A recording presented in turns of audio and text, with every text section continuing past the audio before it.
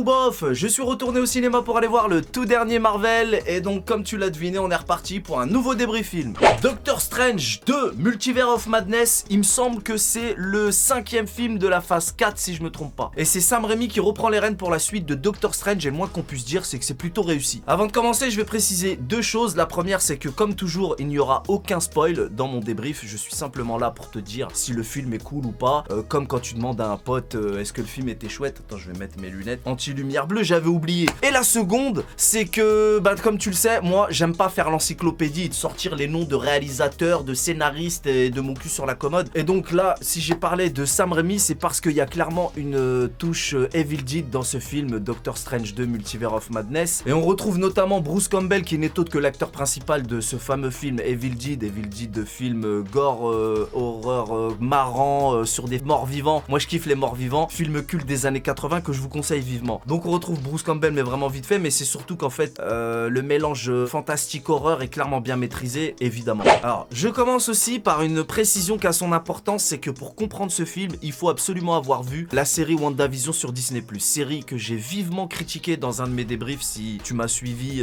sur cette chaîne. J'avais fait, au moment de la sortie de WandaVision, j'ai même fait 2 critiques, un pour le premier épisode et un pour la conclusion à la fin du dernier épisode. J'avais vraiment pas aimé l'univers, j'avais pas compris la logique de la réalisation et de l'univers du truc. Bon voilà, si tu l'as vu, tant mieux, moi je vais pas revenir dessus. Mais je suis quand même bien content de m'être infligé cette série, parce que sinon j'aurais absolument pas compris les motivations de Wanda. Voilà, j'en dis pas plus, parce que moi je suis pas là pour te spoiler, encore une fois, hein. Moi je suis juste là pour te dire grosso merdo est-ce que le film était cool ou non. Donc je vais pas rentrer dans les détails, mais j'ai néanmoins énormément de choses à dire sur ce film. Bon alors pour commencer, le film est réussi, hein, c'est le mélange parfait entre la magie et l'horreur. Sam Raimi qui maîtrise ça évidemment d'une main de maître et qui rend hommage à ce qu'il sait le mieux faire. Donc encore une fois, référence à Evil Dead. Donc c'est un film sombre avec de la sorcellerie, les ténèbres et le multiverse. Bon alors c'est justement de ça que je veux parler, hein. L'histoire du multiverse, il faut prendre un Doliprane avant d'y aller parce que vous allez en voir de toutes les couleurs. Alors avant de commencer à critiquer, la réalisation est bien évidemment top, les effets spéciaux sont bluffants comme dans tous les Marvel, c'est toujours réussi. Les acteurs sont également plus que convaincants, évidemment, mais moi c'est au niveau du scénario. Le scénario est avec des enjeux encore inexistants. Alors le film commence sur les chapeaux de roue, ça m'a même fait l'effet d'une friandise dès le début.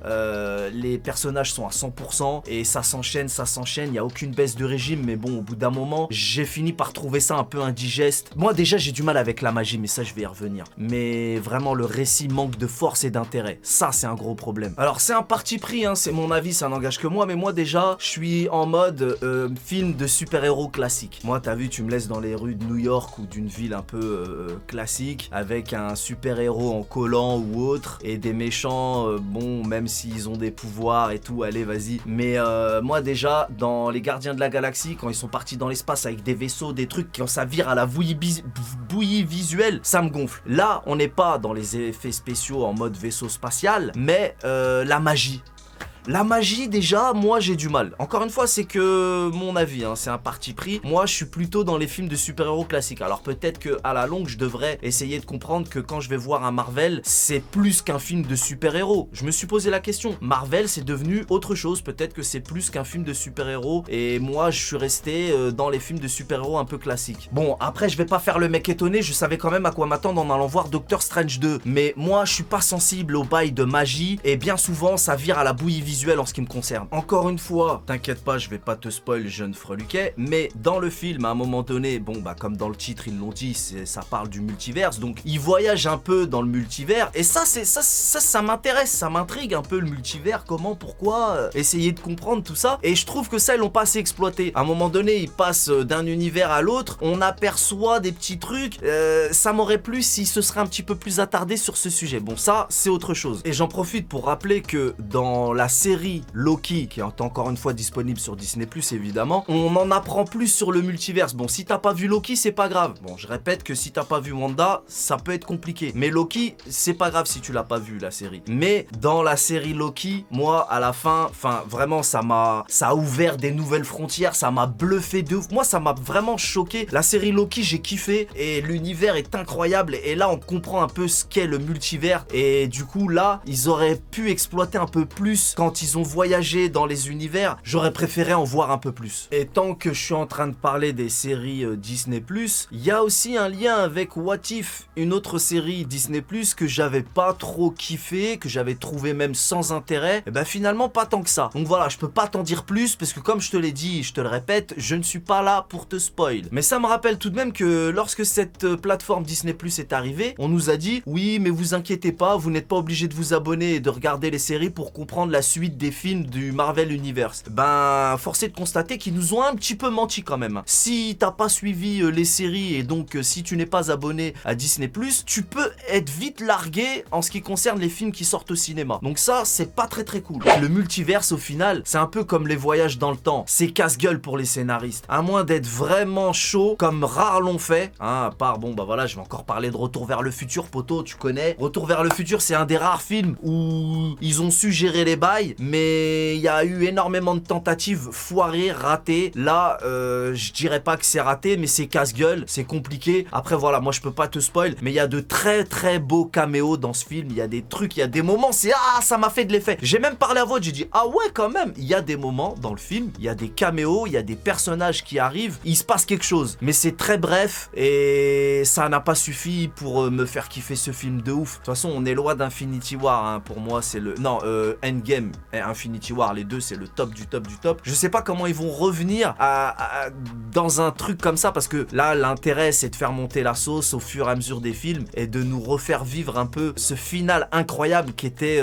la phase 3 du coup. Ouais, c'est ça. Moi, je m'y perds un peu dans les phases, hein, donc tu m'excuses si je me trompe. Donc voilà, dorénavant, j'ai l'impression que maintenant, grâce au multiverse, ils peuvent faire un peu tout et n'importe quoi, et puis bah t'as pas grand chose à dire, hein, c'est comme ça, puis c'est tout en fait. Alors, il y a les Illuminati, j'espère que c'est pas un spoil, j'en dis pas plus, mais j'ai un goût de inachevé, est-ce que j'ai pas compris, c'est de l'incompréhension. Encore une fois, avec le multiverse, c'est comme ça, et puis tais-toi, voilà. Ce que je veux dire, c'est que dans les Illuminati, il y a des personnages très intéressants, mais comme souvent dans le multiverse, ça peut être des personnages qui sont que de passage, qui sont pas importants. Est-ce que c'est seulement une ébauche de personnages dont on n'a pas su quoi faire? De toute façon, je savais qu'on allait avoir droit à du fan service à foison, mais moi, je suis un peu dans la compréhension, là, quand même. Et puis les scènes post-génériques n'apportent pas grand-chose, si ce n'est une actrice que j'aime beaucoup, que j'étais content de voir, mais c'est juste parce que je suis fan d'elle, mais sinon j'ai pas trop compris. Il y en a la seconde, parce que bon bah il y en a deux, hein, il y a deux scènes post-génériques, hein, faut attendre la seconde. La seconde, ben c'est juste une blague, en fait, c'est une blague, donc c'est cool aussi, mais il y a pas d'intérêt, il y a pas de réel intérêt, t'as pas envie d'en savoir plus, t'es pas là en train de te dire non. Tu sais, il y a deux réactions aux scènes post-génériques. La première c'est waouh, je veux connaître la suite, c'est un truc de ouf, je m'y attendais pas. Et la seconde, ce qui était le cas là, en l'occurrence, bah c'est genre une blague, ah c'est marrant.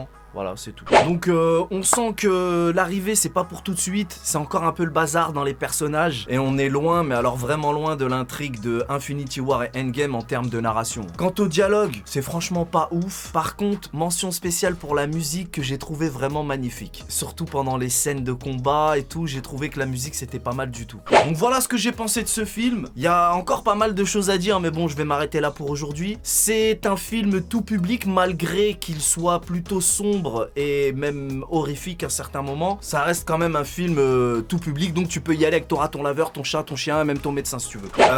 Après, il y a aussi autre chose dont je voulais parler, c'est la bande-annonce de Avatar 2. On savait qu'elle allait être diffusée exclusivement lors de la projection de donc Doctor Strange 2, et franchement j'ai kiffé. Ouais, j'ai hâte de voir ce film qui sort donc en décembre prochain. J'ai kiffé. Là maintenant ça va se passer sous l'eau, c'était déjà très beau Avatar 1. James Cameron a révolutionné le cinéma avec notamment la 3D, et pas que, même si l'histoire en vérité de Avatar c'était un peu du réchauffé, hein, mais il a quand même réussi. Et bon, on va pas reparler de ça, mais c'était magnifique. Je le mate encore, je l'ai en Blu-ray 3D, c'est la meilleure 3D, hein, la 3D la plus réussie de tous les films 3D jusqu'à aujourd'hui, et voilà, les décors, la beauté des décors. Et donc si je parle de ça, c'est pour dire que cette beauté là, l'exploiter sous l'eau, ça va forcément être une réussite. Après il y a plein d'autres nouvelles technologies qui ont été utilisés. Je vais pas en parler là, on reviendra peut-être là-dessus une prochaine fois parce qu'à mon avis il va y avoir énormément de choses à dire, peut-être même avant la sortie du film, parce que rien que là j'ai des choses à dire. Mais en tout cas moi j'ai aimé la bande-annonce. Si vous l'avez vu, n'hésitez pas à me donner votre opinion sur la bande-annonce d'Avatar 2 qui, encore une fois, je le répète, a été en exclusivité lors de la projection de Doctor Strange. Je sais même pas si elle est disponible sur YouTube, franchement j'ai pas cherché, mais en tout cas c'était un plaisir de la voir et j'avais déjà hâte, mais j'ai encore plus hâte. Donc dites-moi ce que vous en avez pensé dans l'espace commentaire si vous l'avez vu. Donc voilà, je vais m'arrêter là, c'était mon avis de cinéphile raffiné. Je te donne rendez-vous très prochainement pour un nouveau débrief film. On connaît les bails. Salut!